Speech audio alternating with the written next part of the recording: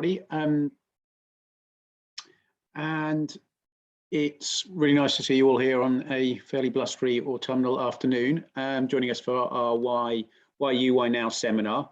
I'm delighted to be chairing this because as my role of the chair of the Clean Growth Task Force, it's very important that I'm involved in these kind of projects, but also I'm a board member of the New Anglia LEP. So obviously helping the economic growth in the region is very important, and green growth and clean growth is key to that.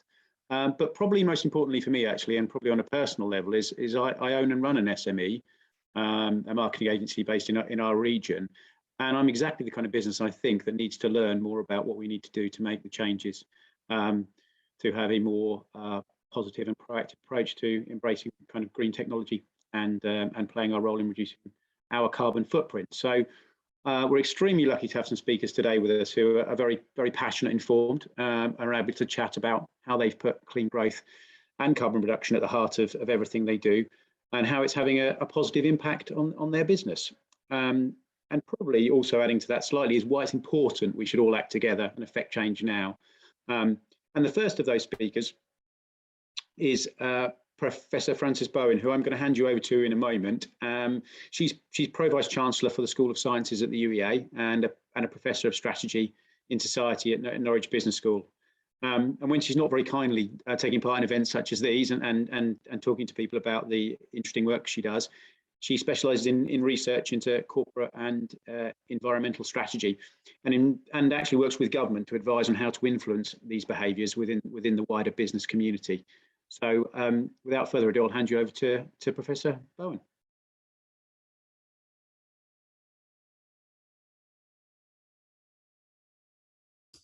Thank you very much, and I'm just getting myself lined up here. Hopefully you can both hear me and see a screen.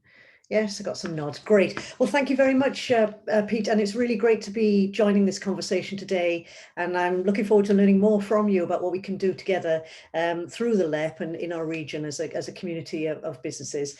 So the remit for me was to give some opening thoughts, really, big picture on why you, why now. I would have changed it to why us, why now, actually, because the university as one of the big players, UEA, is one of the big players in the region. Of course, we've got our own sustainability plan, our own net zero challenges, which maybe I could talk about as well down the track. But thinking about this question, I thought, well, first of all, why now? So I thought, well, let's start with the science. And I'm not a scientist, actually. I'm a social scientist. So I'm a business school professor, not an engineer, I'm not an astrophysicist, I'm not a climatologist. And so what I know about this comes from the scientific community. I rely on what's known as the IPCC ARs, which is the assessment reports. Now, the sixth one of these, they come out every few years. It came out in August. And it's available online. They tend to be, they're not the most sort of hawkish materials out there, really. They tend to be seen as like the most conservative, lowest common denominator, if you like, around the science. So what's the most conservative approach to what's happening with the climate? They're freely available. If you are somebody who's interested in the science and the techie end of things, I encourage you to have a click. And there's a really good policymakers kind of appendix or a kind of intro for it to have a look at, kind of a bit more of a non-technical intro. But the bottom line is that there's no doubt that we as a society, economy, human species are disturbing the climate. Completely clear.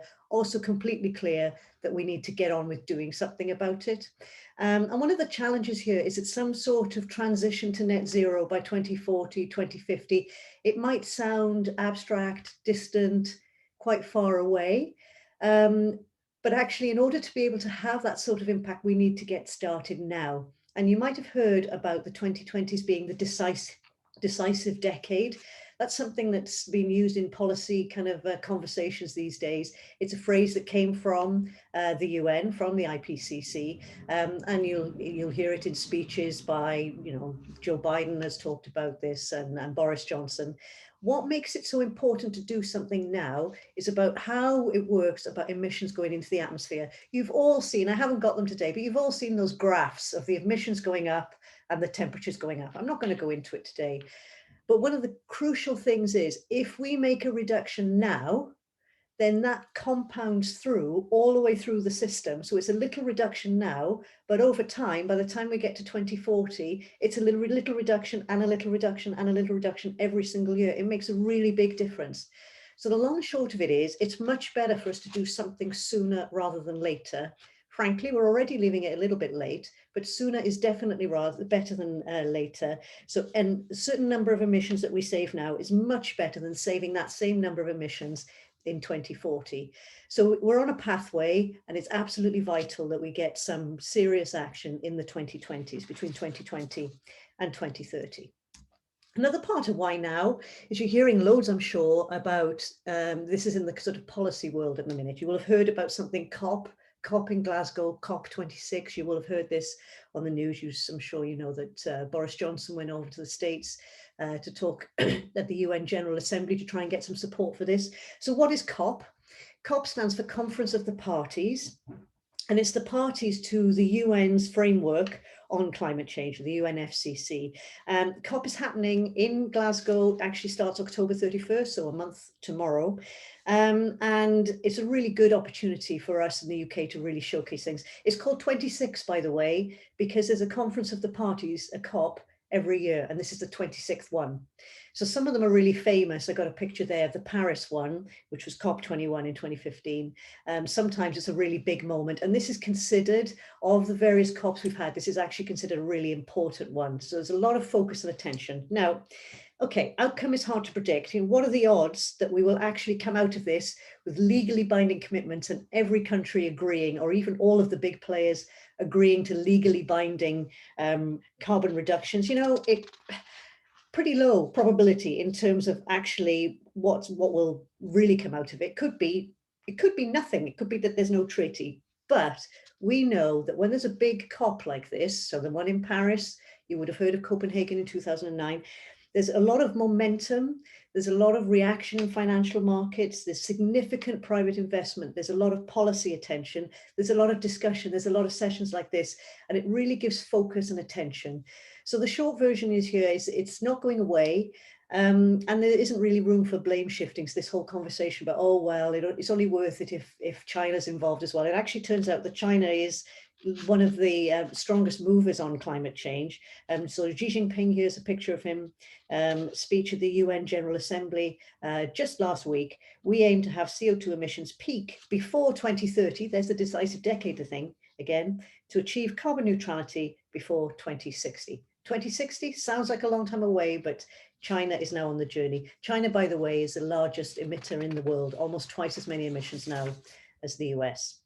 So what does this mean for us and for you in the region as businesses? So while committing to net zero is absolutely fine for some of the more advanced companies, and we'll hear some inspiring stories, I'm sure, today, I'm really conscious that some of you might not have made a good start on this yet.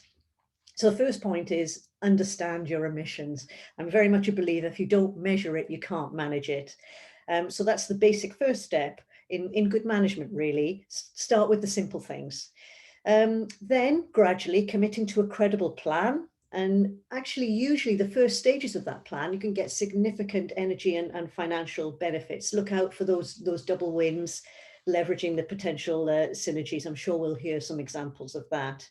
And then gradually, once you've got a handle on understanding your own operations, thinking upstream to your suppliers and downstream to the customers, and thinking about how we can enable our customers and enable our clients, how our products and services can help others reduce their emissions. So, I mean, if I look across what's happening in the business community, I've been in this sort of research space for 25 years now, and there has been a lot of progress. I know there's still a lot of worry about how to engage with this. And overall, we have collectively made a really good start with the low-hanging fruit. There will be a natural limit to the easy things you can do, but start with the easy things. So start with, switch to LED light bulbs. Okay, great, start there, but now start thinking about how you can work with your suppliers or to help them reduce their emissions, or how you can work with your customers, or indeed how we can work through regional networks like this one. And getting there ultimately will require collaboration and imagination. So just few quick thoughts on the regional role here. Our region really is feeling the heat. This map on the right-hand side is the change in annual average temperatures from the Met Office of the average of 91 to 2000 compared to the generation before us, our parents' generation. And you can see the darker reds encompass our area there, showing that we are already experiencing changes in average temperatures. I'm sure that many of you know that our region is in the front line really in terms of coastal erosion and some other challenges that are associated with climate change. And there's a real challenge here of these kind of national targets, these headlines, they all sound quite far away. And then there's a regional ambition. And then underneath it, at the end of the day, it needs to be ultimately delivered by individual companies, by our supply chains, and by our customers, people making choices. But since I'm speaking with you today as New Anglia LEP, I'm going to push for a regional identity around net zero. There's the big ticket items, you know, offshore and alternative energies, really big in our region, a good story for us, agri-tech, big collaborative networks, innovation. I had so much work here at the university and UEA being a leader in climate science. But it's also about the everyday decisions, the decisions to share, to have conversations, and our shared ambition just to do the right thing. So I'm still fairly new to East Anglia. I'm looking forward to learning more from this session from you. But my pitch, I suppose, is thinking about alongside your own company's brand value improvement, I encourage you to try and think about the regional identity in terms of committing to net zero and the overarching story. So I congratulate you on going on this journey together over these next few seminars. And since I've got the floor, a cheeky pitch just to celebrate UEA and New Anglia LEP's latest collaboration. I don't know if any of you on the call have been involved in this, but the brand new Productivity East Centre is literally just opening our new home for our School of Engineering. Literally the students started this week. This is in today's EDP, so it really is hot off the press. So a great big thank you and looking forward to continued collaboration with the New Anglia LEP. Anybody who wants to learn more about this and the type of engineering equipment and professional development programs we'll be having around skills gaps, then do get in touch. I'm going for my first tour on Monday, but anybody who wants a tour, I'm sure we can find a way. So with that, I'm looking forward to hearing more from you all about our region and our business community's ambitions and how to just get started on that journey towards net zero. Thank you very much. Thanks very much, Professor Bowen. That was extremely interesting, and I think it probably makes it clear how and why we all need to consider change, and change at an international level, at a regional level, at a local level, and everywhere in between. And it's probably everybody's responsibility to help move these things forward. And it really segues quite nicely with your very kind name check for the LEP and the work that we do actually into me talking a little bit more about the Clean Growth Task Force and why it was created. We had a presentation actually as a board of the LEP, would have been just over 2 years ago from the climate school at the UEA, and that map that you saw there, there are a number of those maps, and it showed the progressive heating of our region and the subsequent challenges that we'd face as a consequence of that to everyday life, but to businesses and the continuity with which they all want to operate. And it was very evident to us as a board that we really need to grasp this and do something about it in a meaningful way, and help show some regional leaderships by working with others.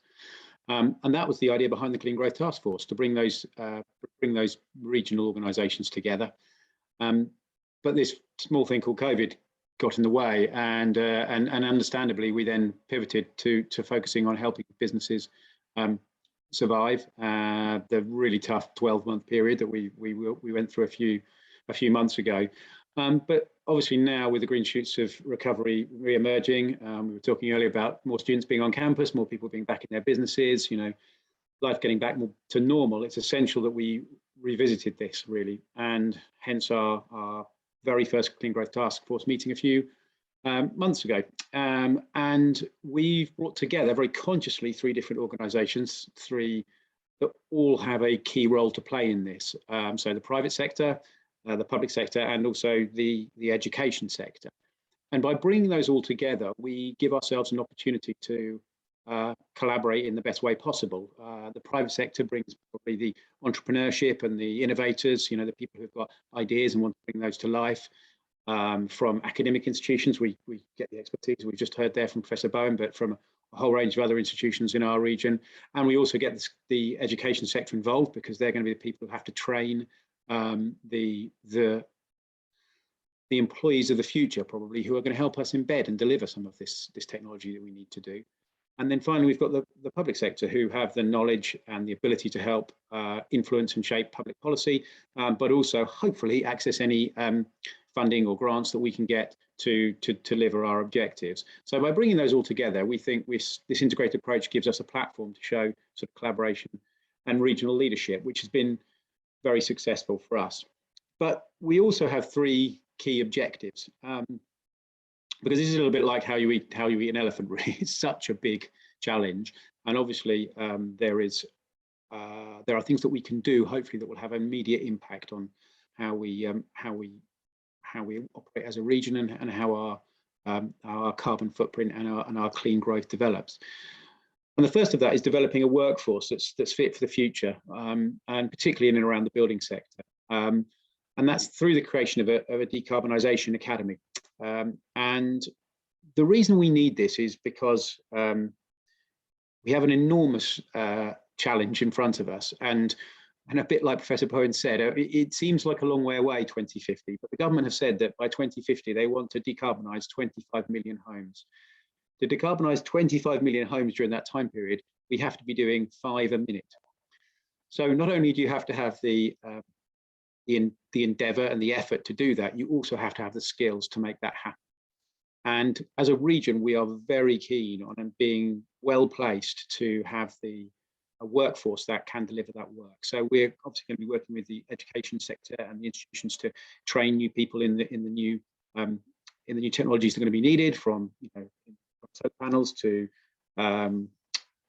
any form of heat source pumps or anything like that. We've got to be making sure that there are other people there to be able to make the changes, to replace boilers or to put in new insulation. So that's a really important objective for us. Our second objective is really around development of an alternative fuel strategy, particularly looking at transportation. 39%, very precise figure, but 39% of our regional emissions come from transport.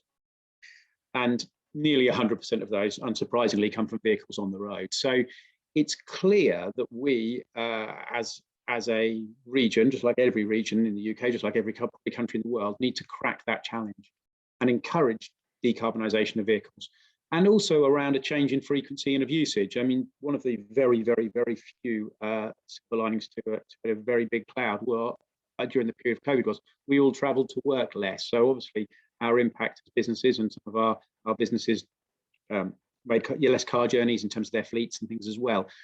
But that obviously isn't sustainable in the longer term. But so how else do we look at reducing the number of vehicle movements that are on a road? And so the development of an alternative fuel strategy is really important.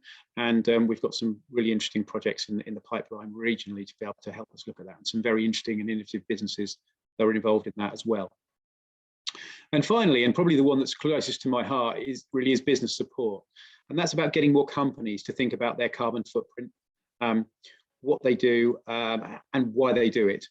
And lots of that's about information. And as we already said, these seminars that we've got ongoing throughout this month, built around the COP26, are part of that. But there's also going to be a whole raft of other things in there as well. Looking at engaging businesses, understanding how they can make small incremental changes, and how they can progress and begin to think more about the carbon emissions or the carbon footprint they create. And also, and this is very important because that's the point of our Clean Growth Task Force, is look at the opportunities for growth, or the opportunities for innovation that are there as well. And wrapped into that, hopefully, if they're there, grant opportunities to help these small businesses to do it. So, because a large percentage of the UK is made up of SMEs in terms of businesses, and getting those SMEs on board and getting them making changes is really essential to us, reducing the carbon footprint that business contributes to the UK. And so that's really a little bit about the Clean Growth Task Force. And it leads me reasonably neatly on to our two next speakers, both of whom are business leaders from companies who I think are already championing this approach brilliantly. And the first of which, who has just joined us, I think, is Will Bridgman, who's Chair of Foreign Services. So I'd like to thank, obviously, Will for joining us today. And Will, I wondered if you wouldn't mind start by telling us a little bit about your business. Yeah, of course. Thank you very much, Pete. I'm Will Bridgman, the Chairman of Foreign Services. We're a family SME, a manufacturing business based in Thetford, Norfolk, 31 years old. Business started in my mother and father's garage, and now 31 years later, we employ 135 people, 80,000 square foot, making complex machinery for people around the world. So whether that's automation for online grocery, whether it's high-speed winches for flying people in the theatre industry around the world, whether it's electric charging systems, whether it's pharmaceutical equipment.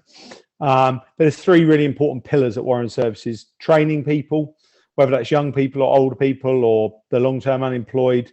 Training and continual investment of training our people is very important. Our digital transformation, which has been going on for the last 20 years. And we're very, very focused around sustainability, and that's not suddenly become important to us. And I always think of sustainability as the big The reason we train lots of people is because we want a sustainable business. We try and make a profit so we can be sustainable. So, the environmental sustainability is very important to us as well, but it's that bigger picture. And that sustainability, that big sustainability picture means that you're successful as a company, but you also contribute to reducing. So from an environmental perspective, which we're sort of talking about today, I see it in two ways. So the sustainability thing is important to us in a number of ways. For one, if we want to get really, really bright, smart young people into our business, you need to be thinking about sustainability and running a sustainable business, because lots of young people want to work with businesses that focus on sustainability, and that's our lifeblood. We need to be bringing those people in. It makes really good business sense. Lots of the investments we've made, whether it's in solar, electric vehicles, insulation, I'll talk about that a bit more in a minute. It makes good business sense. It stacks up financially. It's not just the right thing to do for the environment, it's the right thing to do for your profit and loss and balance sheet. Also, I've got two young children. They're what are they now? 5 and 7. I've always looked a long way forward. I think family businesses do, because when I commit to something, I'm probably going to still be in the business when I come to deliver it. I'm not a big CEO who's committing to a 2040 target, and he probably won't have that job in 2040. What I say, I've got to deliver on, because I'm going to be in the business for another 30 years probably. Also, from a manufacturing point of view and a growth point of view, the opportunities within the sustainability sector for manufacturing companies in particular, but there's lots of other opportunities, but I understand manufacturing they're massive. We're working on projects with offshore wind at the moment, with using second life EV batteries for grid storage. We've done some design projects around electric vehicle charging. We've done some development work around carbon capture and storage in building products. So, there's the opportunities in lots of different ways, whether it's smart young people, keeping the good people, the balance sheet or the profit and loss, and the opportunities to grow our business, have been are great, and yeah. Well, I mean, that's great to hear, because it's not just simply seen as a tool for management of your status quo. It's about as a tool, as an opportunity for growth, whether it's great. We want to smash it. We want to be at the front of everything. Be that digital, be that training, be that sustainability. We will be net carbon neutral, scope 1 and scope 2, and the net will be very small.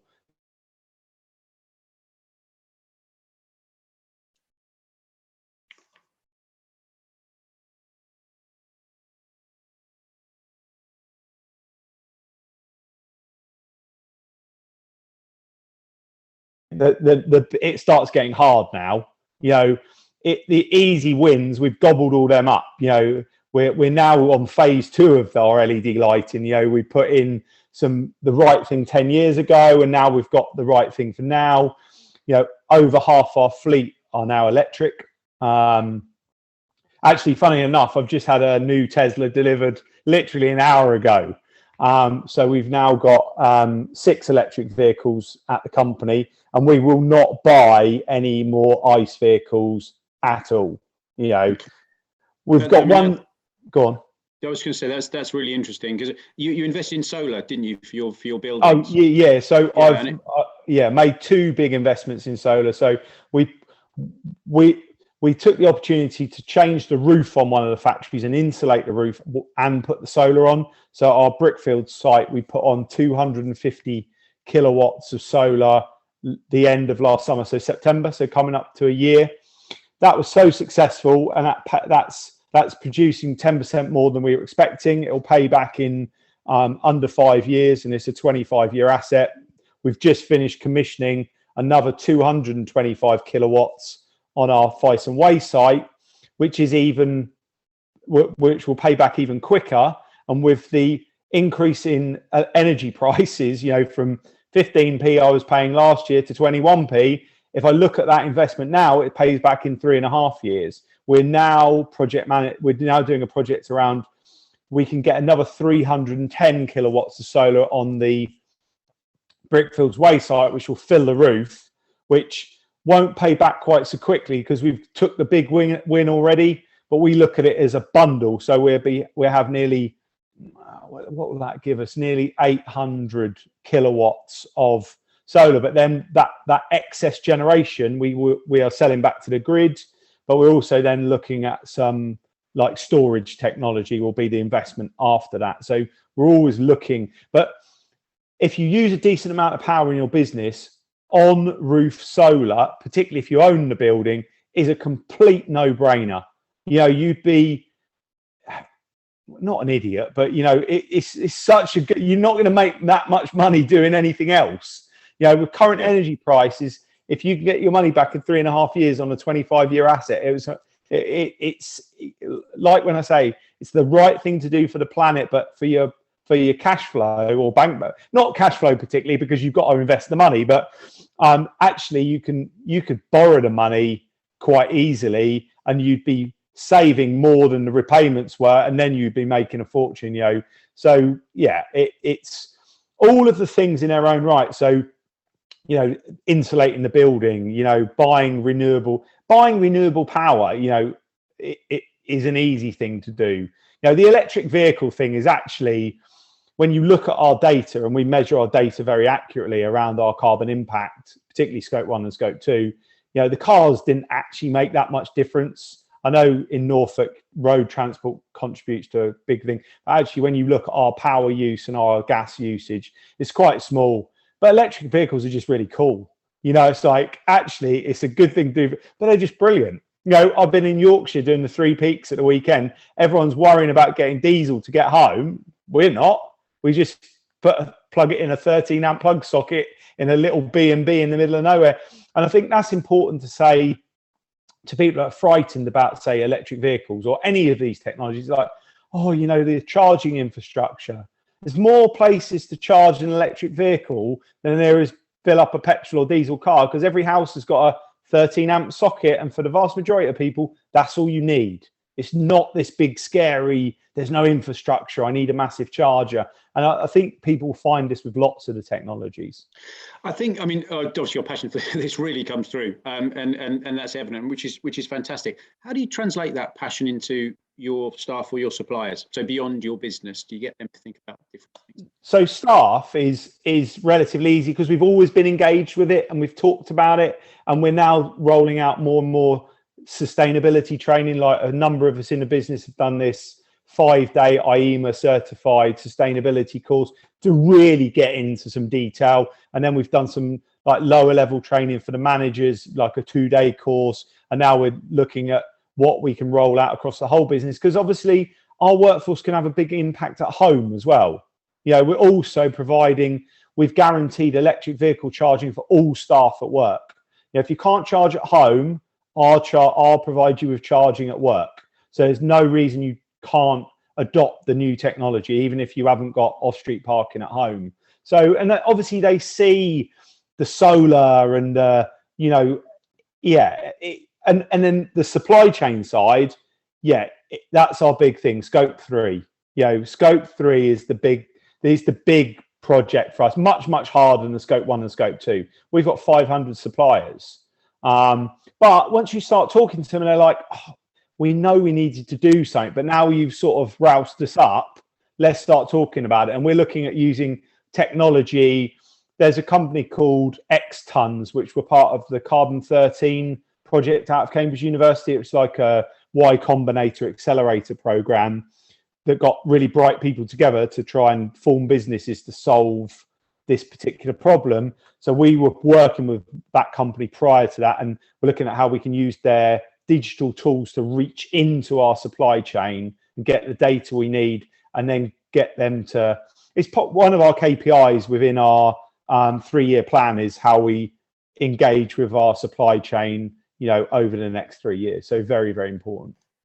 And on that, just touching on your 3-year plan without giving any commercial secrets away or anything else as well, is green writ large in that plan, and is that seen as a big driver for where you're going? Yeah, I'll be honest with you. Our strategy is people first, planet, partnership, and profit.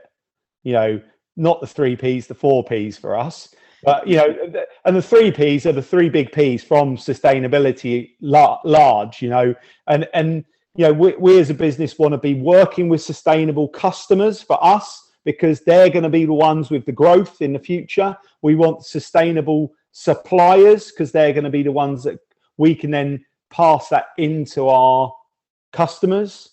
And, you know, and it'll make the business profitable, which makes us sustainable to look after our young people and our employees. So yeah, it's written very, very large, you know. Yeah, and I think you've illustrated that really well, actually, that there are a whole raft of exceptionally good reasons why you should be engaging in this process, from improving your bottom line, if that's very important to you, through to, you know, helping to create a much more sustainable planet, through to engaging in enhancing your workforce, through having the brightest and best people in it, all of which are very important. I think also it's going to become a prerequisite for the better contracts. You know, that, are you 9,000? Are you 14,000? Are you 18,000? You know, or 45,000 as it is now? Can you CE mark? Are you UKCA? Are you 1090 for structures? Right. You know, you've got you've got an environmental quality standard, but actually, what are you really doing? Because those environmental quality standards are all right, but they're not really pushing the boundaries of what we need to be doing. And I think mandatory carbon reporting is coming. Actually, for me, it'd be a lot easier if all my customers had to report Scope 1, Scope 2, and everyone in the country reported Scope 1 and Scope 2. We'd all know what our Scope 3 was on the supply side. Obviously, on the customer side, it's slightly harder for us because we're a contract manufacturer. But we are trying to work with our customers now to design their products more sustainably. Yeah. Okay. And just finally then, if there is one sort of simple tip that you'd give to a business in terms of getting started on this process, what would it be? Well, if you think back to when you started on this journey and thought, you know, this is going to become more important for us for all the reasons you described, what was your first step, and how could other businesses do that themselves? Really, really boring one. Work out what you're using now. You know, and that's really, really easy. Scope 1 and Scope 2, you know, that's just, Scope 1 is sort of stuff you burn in your factory. Scope 2 is, I always think, is mainly electric. You know, they're the big things that you can influence really easily. And you just look at your electric bill, how much diesel you're buying, how much gas you're buying, and then start to think about, oh, I didn't realize we used that much. Because in a business, maybe the fuel might be quite a small amount compared to the overall cost base. But actually, once you understand it, you can then see, all right, and it's the simple things like insulation, turn the lights off, LED lighting, solar on the roof. You know, there's no new technology. It's all stuff we already know what to do.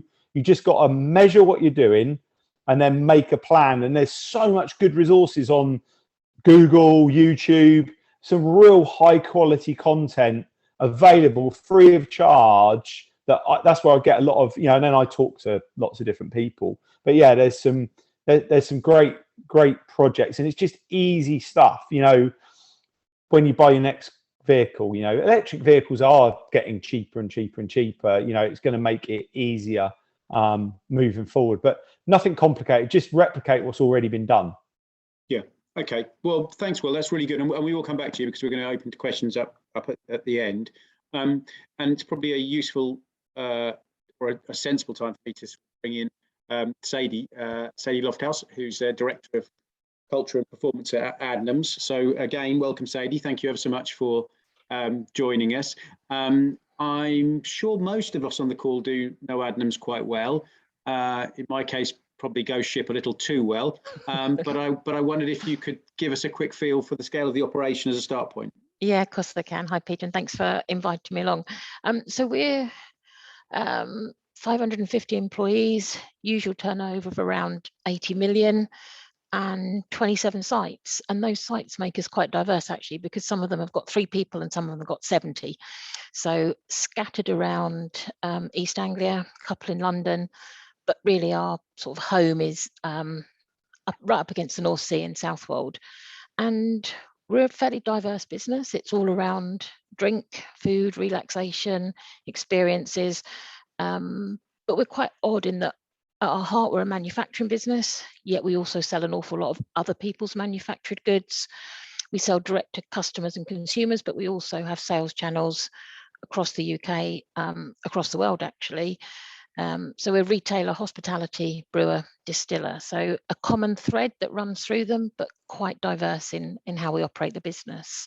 And unlike Will, we are a PLC, although we still very much feel like a family business because we have 2 or 3 large shareholders who are the original family. So, and Adnams, I think, has been synonymous for quite a while with sustainability. There were initiatives that you as a business were leading on 10 years ago, 15 years ago.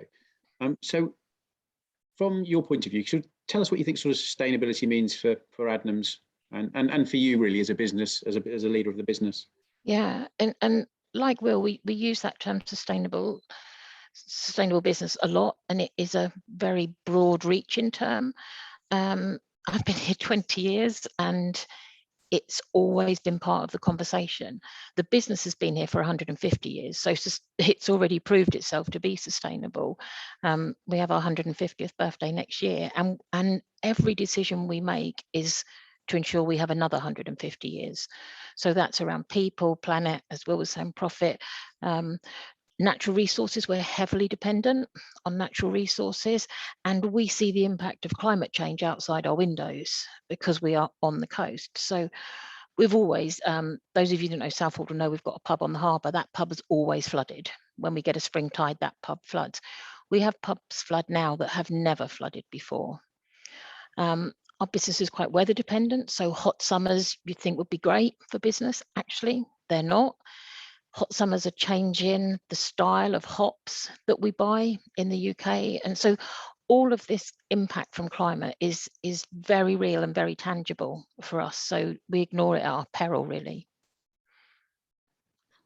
I mean, I think a good example of some of the way you've embraced things from a technological point of view and driven things forward is your distribution centre. So I mean, it might be useful for us to where I'm sitting now. So 15 years old, and I think we take it for granted a little bit. So our previous chairman, a very visionary man, had the sort of 30-40 years ago had this vision of building a centre that had minimal impact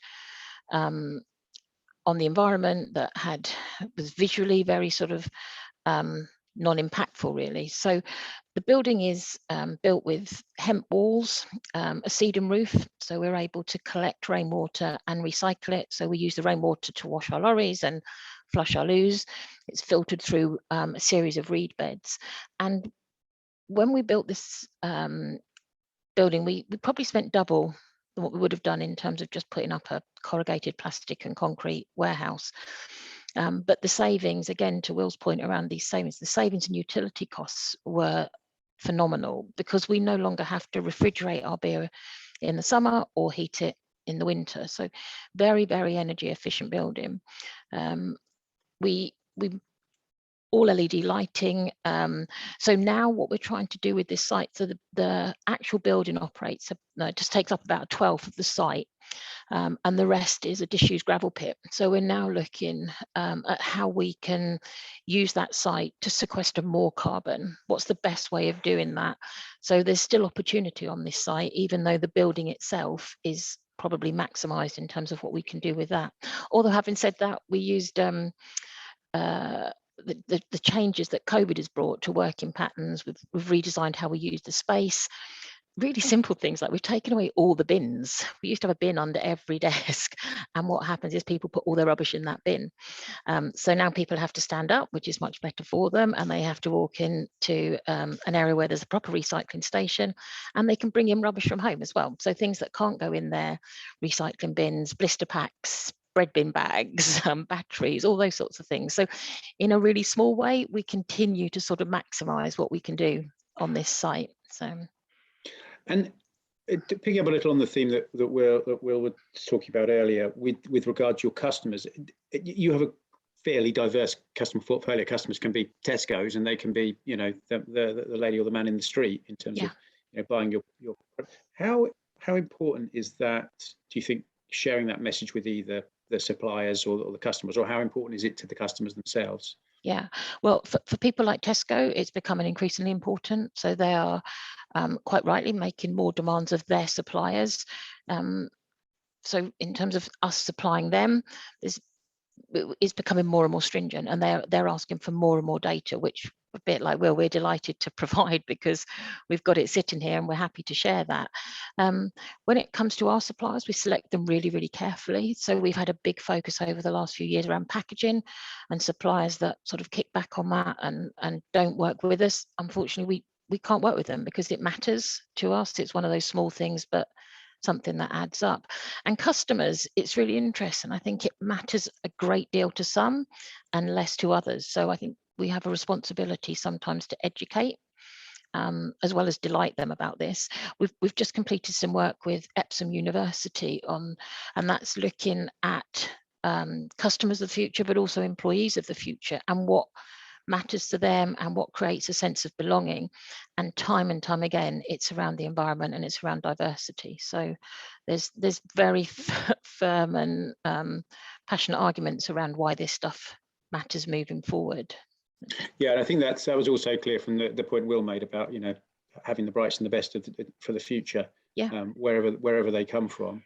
Yeah. It's increasingly important to them that they're working for a business that has sustainability at its heart and really understands it has a role to play in the wider, you know, in reducing carbon and being progressive in the way it thinks and approaches things. So very much, and I think it can sometimes be seen as an almost a negative, that you've somehow got to deprive people or offer less to somebody rather than turning it into a real positive. So one of the other things that COVID challenged us to do was to deliver more locally from our stores using our electric vans, and we started trialing naked deliveries, which caused quite a lot of laughter in the stores with our drivers. But it means we can take, a bit like the milkman used to many years ago, where you actually turn up and put the bottles on the doorstep or the cans on the doorstep, so the customer's not left with lots of cardboard and packaging, and we're not using it. So there's ways of doing it that it delights people rather than somehow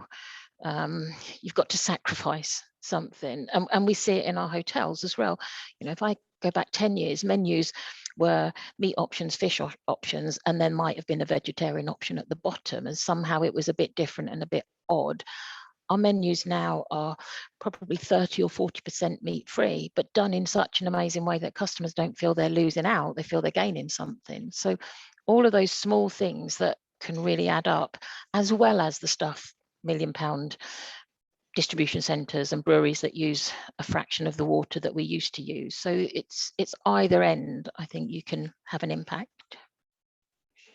So what's next on the list for Adnams from a green point of view? What's next? Scope 3 is next. Trying desperately to get away from big diesel choking lorries. That our product is very heavy, so there's a real challenge for us around, and distribution definitely. That's big, but also this sort of education piece, and we're incredibly fortunate in terms of our shareholders. They are also sustainable. Most of them have been with us sometimes for generations. So sometimes our shareholders will leave their shareholding to their family.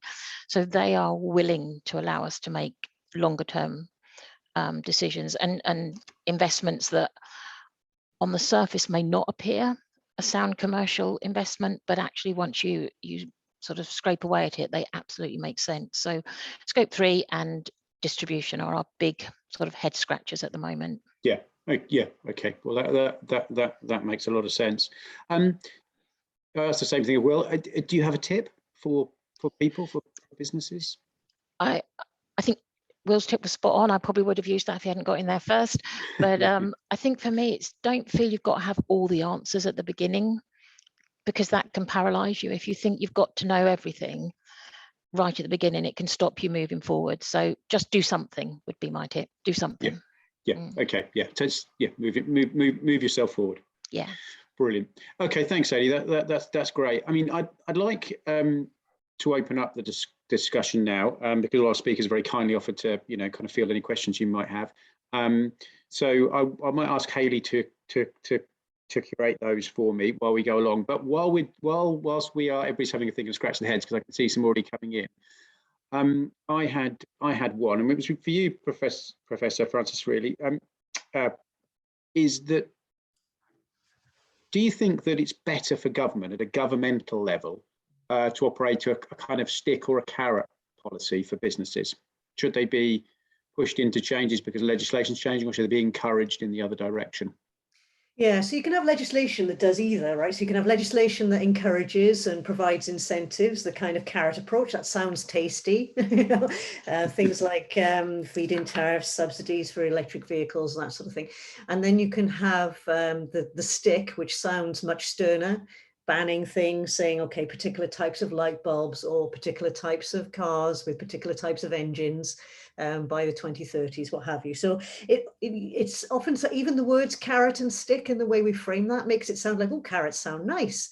I think that my line on this one is to remember that both of them cut both ways.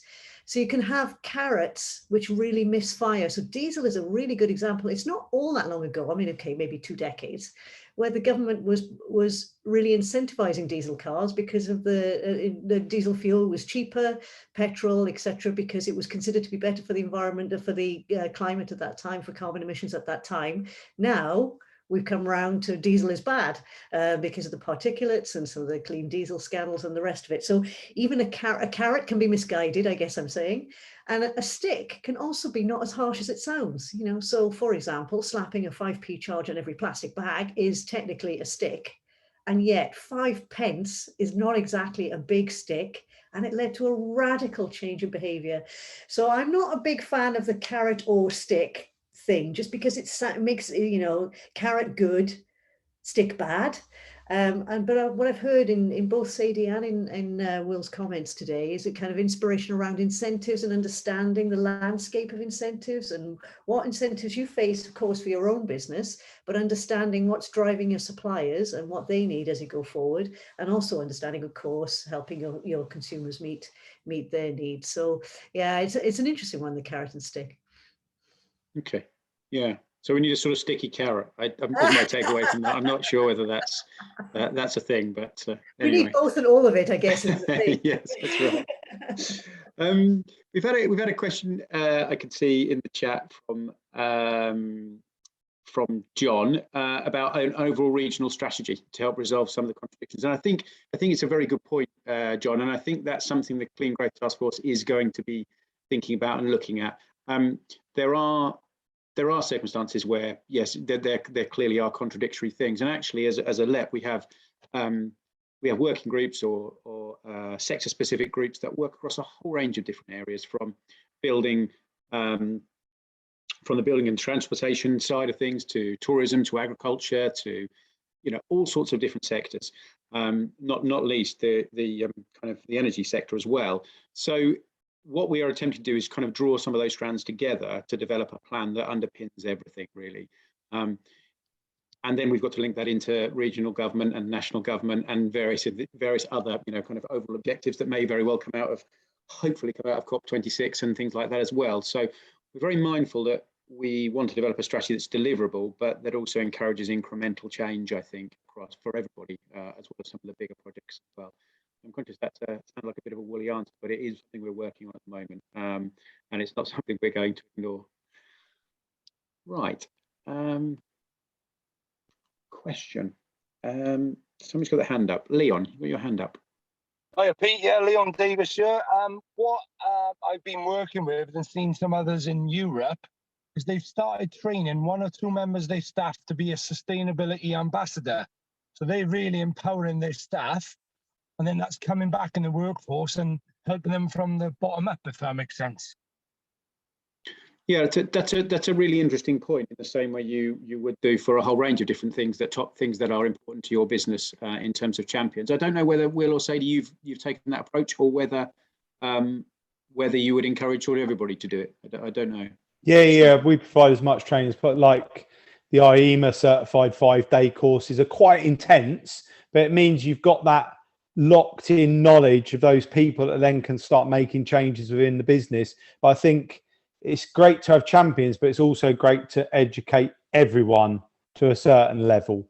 We've all got to improve our level of education so we can make informed decisions, rather than, I see these comments about, electric vehicles and stuff, there's nowhere to charge them, or, they might set on fire. And I'm like, if you read the data, the actual data, more petrol cars catch on fire by, if you normalize the data. Just some people's use around statistics as well, and understanding what normalization is, and that type of training, so people can, not just at work but also in their home life, make the right decisions, I think is invaluable. Sadie, any thoughts on that? Yeah, from my point of view, I have a bit of an aversion to champions, because I do think it can give the message that it's not everybody's responsibility. But having said that, we're changing, or a new iteration of our employee forum. So our employee forum has been going for about 30 years, and initially it was around approving policies, and then it became very much around communication, and actually now the whole focus is around ESG, and they will both become sort of those with the most knowledge, and hopefully those with the most courage to go out and tackle things, but also be a real reality check for us to make sure that the stuff we think is happening and the stance we think we're taking is filtering through every day and in every area of the business, because with 27 sites we can't possibly be there. So we are giving them a little bit more training, but their role is not to be the experts, and their role is not to be the only people doing it. Their role is to make sure it's happening everywhere. So yes, I think it's a good point. And I think there's probably a role for both, isn't there? I think if you're an embryonic business, kind of wanting to get the ball rolling, finding somebody in your business that cares passionately about it, and helping them to embed it into others. But once you get to a certain scale, it's got to be an overriding principle with which you all operate.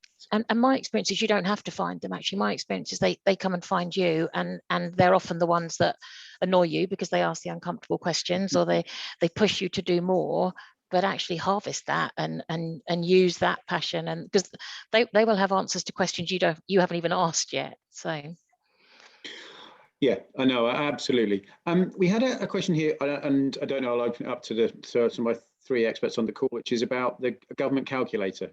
Does anybody know of anything like that helps you look at all the 3 scopes, that's where you can make useful and accurate comparisons, or is it more complicated than that at the moment to kind of measure these things?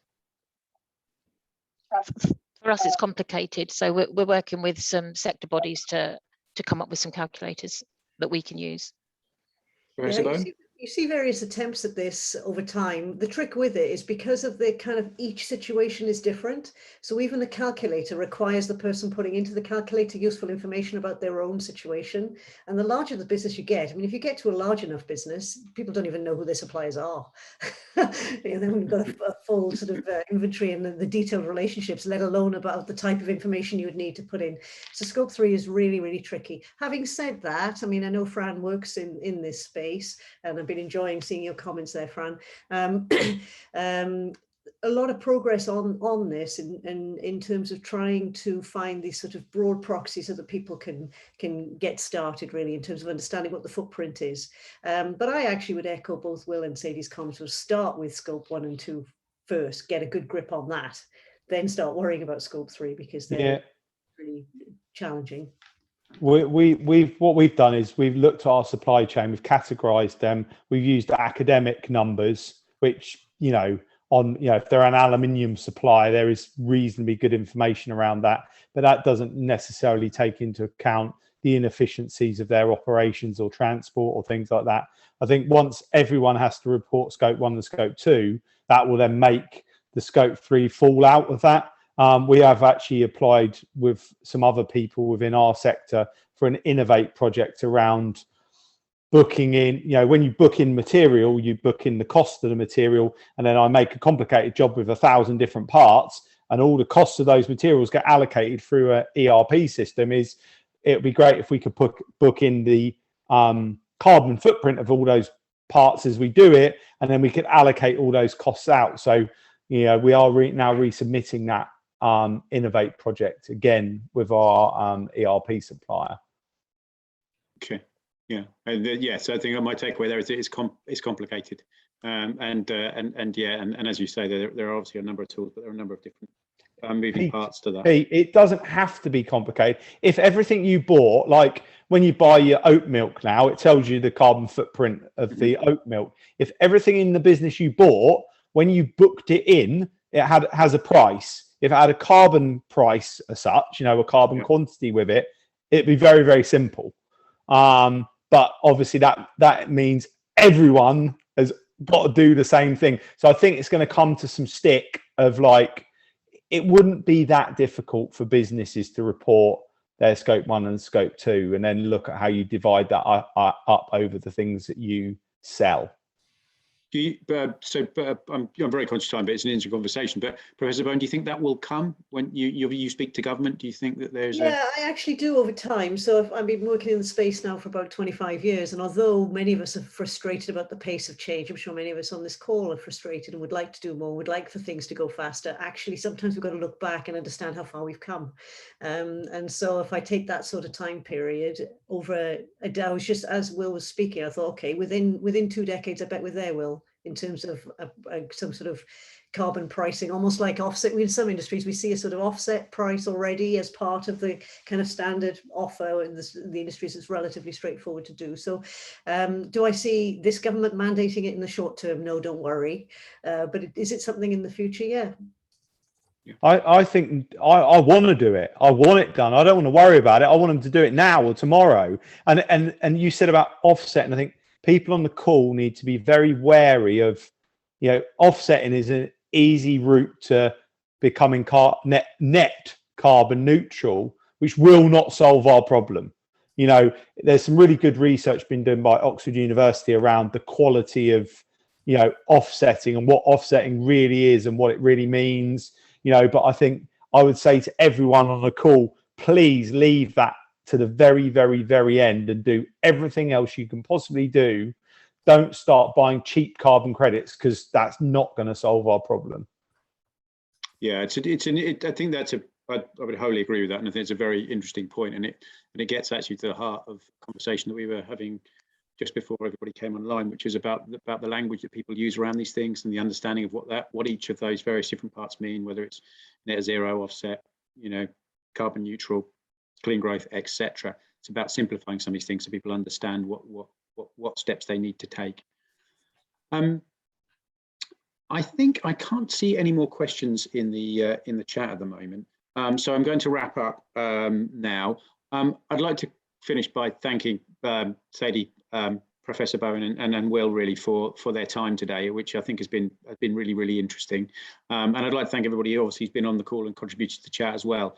And those people hopefully who are going to watch this after it's posted again. There will be more information. I think Haley's already put the link on there to our website, and there'll be more, hopefully, certainly from the Clean Growth Task Force, us talking a little bit more about where we're going to be going in the future.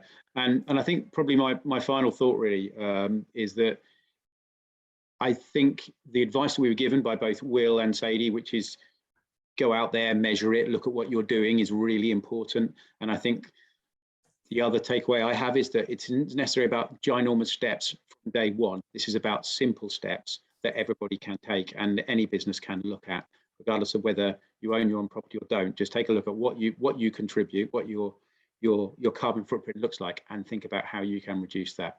And incrementally, if we all move in that direction collectively together, we will achieve a great deal.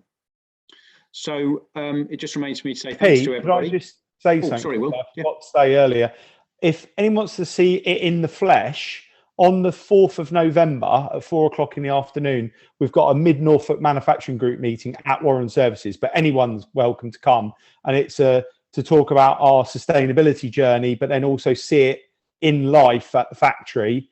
And then the people that we worked on with the solar project and electric vehicle charging and the energy efficient compressed air systems, which by the way I got a grant for from East Anglia, we'll all be there to talk about it. And then we're going to do some food and also test driving electric vehicles.